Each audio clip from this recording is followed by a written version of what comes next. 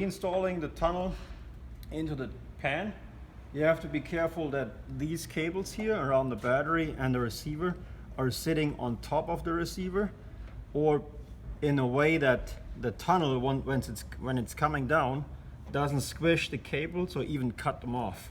So you have to be a bit careful. Make sure they're on top of here. You can even work with a little bit of tape if you have to there. And then you line up those two holes with the electromagnets. You set them in.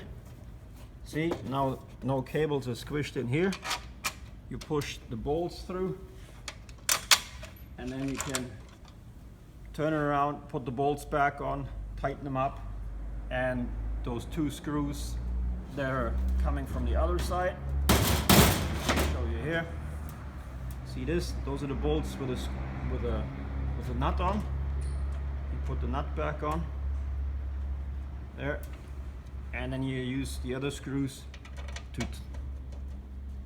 to make sure that the black spacer is getting tight there as well. And once you have everything tightened up again, these bolts have a nut on, and this is a screw that goes into the plastic here without a nut.